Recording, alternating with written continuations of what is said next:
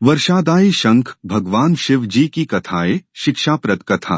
एक समय पृथ्वी पर लगातार 12 वर्षों तक भयंकर अकाल पड़ा। अकाल के समय न कहीं नभ पर बादल दिखाई दिए और न ही धरा पर कहीं हरियाली। सभी झीलें, तालाब, नदी, नाले सूख गए। समस्त सृष्टि में हाहाकार मच गया। प्राणी जल की बूंद बूंद के लिए तरस गए तथा भूख से निष्प्राण हो तड़पने लगे। इंद्र देवता को प्रसन्न करने के लिए लोग तरह तरह की प्रार्थना अर्चना करते, मगर मेघ थे कि गायब ही हो गए।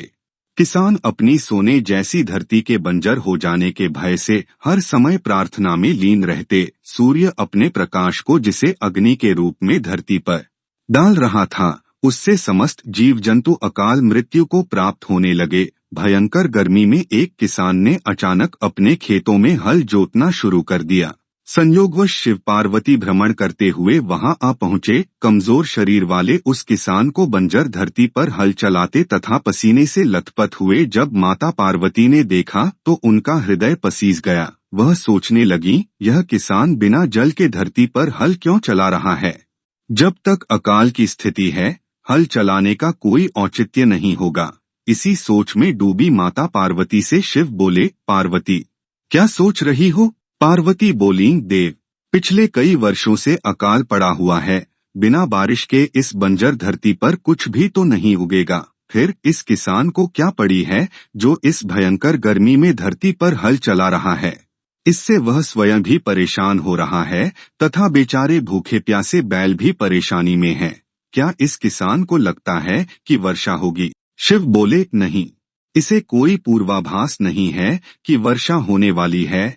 अकाल के 12 वर्ष का समय व्यतीत हो जाने से इसे इस बात का भी आभास है कि निकट भविष्य में वर्षा होने का कोई संकेत नहीं है। पार्वती ने शिव की बात काटते हुए कहा, फिर यह व्यक्ति मूर्खता क्यों कर रहा है? माता पार्वती की शंका का समाधान करते हुए शिव बोले, यह व्यक्ति मूर्ख नहीं है, इसे सब कुछ पता है। फिर भी यह हल इसलिए चला रहा है कि कहीं इस लंबे अकाल में निठल्ले बैठे रहने से वह हल चलाना ही न भूल जाए।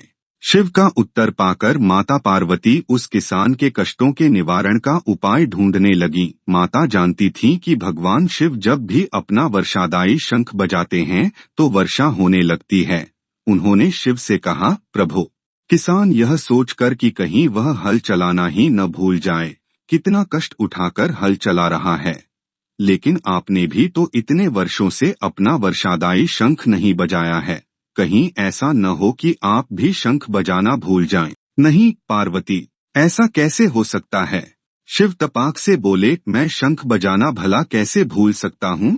पार्वती झट से बोली, ऐसा क्यों नहीं हो सकता स्वामी? इतने वर्षों से आपने शंख नहीं बजाया, ऐसे में हो सकता है कि आप शंख बजाना ही भूल गए हों। नहीं पार्वती, मुझे शंख बजाना आता है और अपना शंख बजाना न तो मैं भूला हूँ और न ही भूल सकता हूँ। शिव ने पार्वती की शंका निवारण के प्रयास में कहा, मगर पार्वती अपनी जगह अडिग थीं। कहने लगी, प्रभु, यदि ऐसा नहीं है तो एक बार बाजार क्यों नहीं देख लेते? पार्वती की बात सुनकर शिवजी को लगा कि वे संदेह में घिर गई हैं। संदेह निवारण करने के लिए उन्होंने तुरंत अपनी झोली से वर्षादायी शंख निकाला और पूरे वेग से उसे बजाने लगे। बस फिर क्या था, शंखनाद होते ही समूचे आकाश में मेघ घिर आए। काले रंग के घनघोर बादल आकाश में हो और बारिश न हो, ऐसा भला कैसे होता?